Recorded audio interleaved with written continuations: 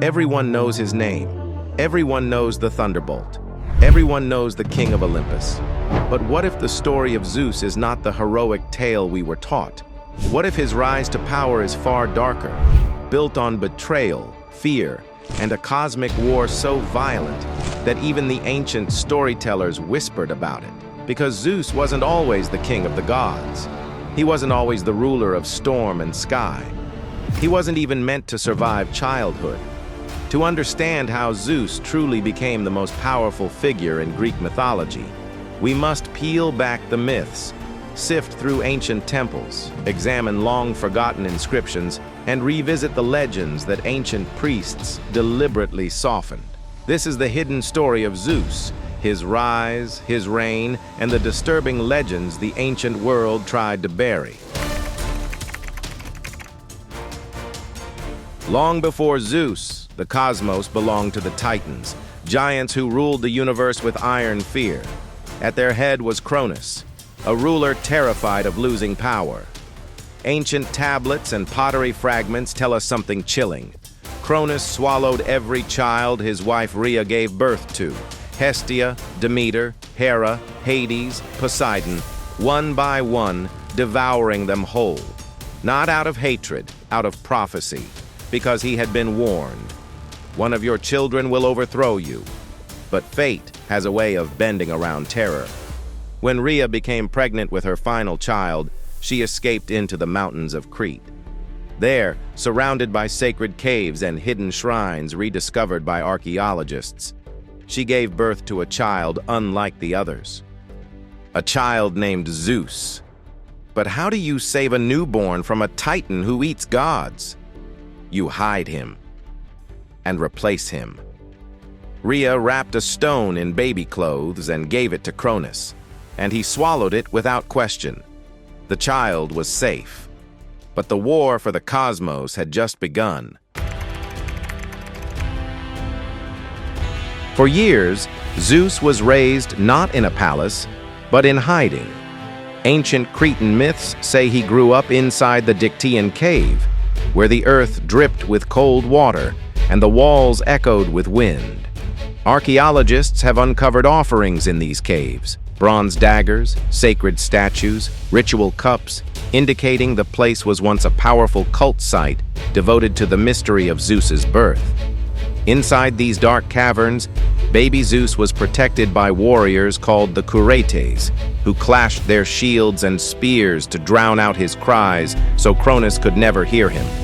From birth, Zeus learned to survive by secrecy, fear, and strategy. The king of gods was shaped in darkness. Zeus didn't grow up pampered. He was raised by nymphs, guarded by warriors who clashed their shields to hide his cries from Cronus. His early days were filled with harsh lessons, climbing jagged cliffs, learning to command storms, harnessing raw chaos with discipline. The ancient world wasn't kind to the young god. Every thunderbolt he forged came from years of pressure, literal pressure, magic, strain, pain. His body, his power, his will, everything was honed for one purpose: the day he would return to challenge the tyrant who fathered him. When Zeus reached adulthood, he did something unthinkable. He poisoned Cronus, not to kill him, but to make him vomit out all the swallowed gods. One by one, Zeus's siblings returned to life, grown, powerful, furious. And so began the Titanomarchy, a war between the old gods and the new. It shook the world. Gods against titans in a decade-long battle. Ancient poets describe it as a cosmic catastrophe. Mountains cracking, oceans boiling, stars shaking loose from the sky. But archaeological evidence, like fragments of early Greek altars and inscriptions, suggests something deeper. Zeus led the charge, his thunderbolts turning the battlefield into a storm of fire and wrath. This wasn't just a mythological war. It reflected real societal shifts. The collapse of earlier cultures, the rise of new ones, the overthrow of ancient traditions. Zeus wasn't simply defeating titans. He was rewiring the universe. When the dust settled, Cronus fell. Zeus imprisoned the Titans deep in the abyss of Tartarus. Victory was achieved. Only then did the sky fall silent. Only then did Olympus rise. And only then did Zeus claim the throne of heaven. We often hear of Zeus as the wise ruler, the keeper of justice, the god who maintains cosmic order. But the oldest myths show something different, something far darker. Zeus ruled by dominance. He did not negotiate with threats. He destroyed them. When Prometheus defied him by giving humans fire, Zeus chained him to a rock and sent an eagle to tear out his liver every day. When humanity became too rebellious, Zeus drowned the world with a flood. When giants tried to climb Olympus, Zeus blasted them with lightning until their bodies turned to stone. This wasn't a gentle father of gods. This was a ruler terrified of losing control. The same fear that consumed Cronus was growing inside Zeus. Zeus's romances fill countless stories, transforming into a swan, a bull, a shower of gold. But these tales aren't about love. They're about power. In many myths, Zeus didn't seduce.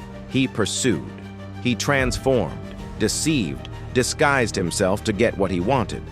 And each affair created consequences. Heroes like Perseus and Heracles, gods like Apollo, Artemis, Hermes, demigods who shaped the ancient world. Archaeologists studying temple inscriptions believe these myths developed to explain the sudden rise of local hero cults across Greece. Every time Zeus fathered a child, a new myth was born. Every new myth expanded his influence. Every new influence increased his power. Zeus didn't just rule Olympus, he manufactured legacy. But for all his power, Zeus carried the same curse as his father, the fear of being replaced. According to ancient sources, Zeus was haunted by two prophecies. A child of his would be more powerful than him. A son of Metis would overthrow him. So what did Zeus do? He swallowed Metis whole, just as Cronus had done, just as Zeus had once escaped. Inside Zeus's body, Metis crafted a child, a warrior goddess. She did not remain hidden long. One day, Zeus felt a pain so great it split his skull apart, and from his head burst Athena, fully grown and armed for battle. But here is the mystery. Athena did not overthrow Zeus.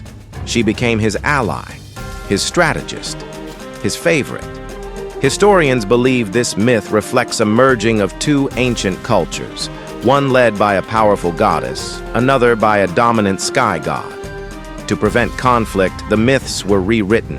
Athena became a daughter, not a rival. Zeus became her father, not her enemy. The prophecy was not broken, it was reinterpreted. Zeus's reign was far from peaceful. Myths tell us that even the gods themselves turned against him. Rebellion 1. Hera's coup. Hera, Athena, and Poseidon once chained Zeus to his own throne. He was only freed when a minor god rescued him.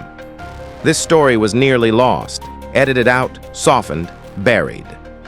Rebellion 2. Typhon, the serpent Titan. A monstrous storm giant rose to challenge Zeus and almost defeated him, ripping tendons from his body. Zeus had to hide while gods fled Egypt and transformed into animals. Only later did he rise, reclaim his power, and imprison Typhon beneath Mount Etna. Rebellion 3. The Giants' War.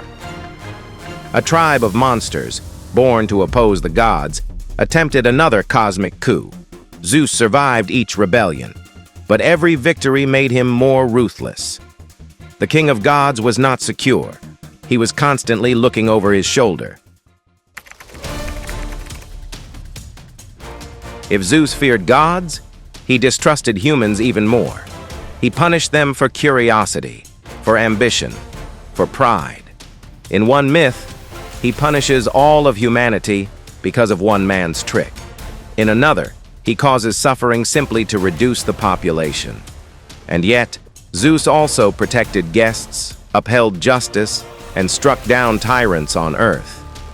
This contradiction puzzled historians for centuries, until excavations at ancient Greek sanctuaries revealed something unexpected. Zeus had many faces. Zeus, the storm god, Zeus, the protector, Zeus, the lawgiver, Zeus, the destroyer. Each city worshipped a different version. Each version told a different truth, which raises a haunting question. Who was Zeus, really? Most ancient religions faded as new cultures rose. But Zeus survived, through Greece, through Rome, as Jupiter, through centuries of shifting empires. Why? Archaeology and ancient texts point to a surprising answer. Zeus wasn't just a character, he was an idea. The sky, the storm, the principle of cosmic order, the fear of chaos, the warning against rebellion. Zeus became a symbol of the universe's ultimate authority. Changing myths didn't weaken him, they evolved him. Every culture reshaped Zeus. Every storyteller reinterpreted him. Every generation retold his stories to reflect their fears and hopes. Zeus became immortal not because he was a god, but because he could transform. So what is the real story of Zeus? Not the smiling statue, not the wise father of gods, not the hero of the sky, but a survivor of divine genocide, a rebel who overthrew the ancient order, a ruler who governed through fear and prophecy, a god who punished humanity again and again, a king whose throne was constantly threatened, a myth that evolved to hide the darker truths of his rise. Zeus did not inherit power. He seized it, he protected it, he reshaped the world to keep it. The king of Olympus was not a benevolent father. He was a conqueror. And the myths we tell today, they are softened echoes of a much harsher truth. So we must ask, if the greatest god of ancient Greece rose to power through rebellion, fear, and relentless ambition, what does that reveal about the people and the world that created him? Let us know what you think.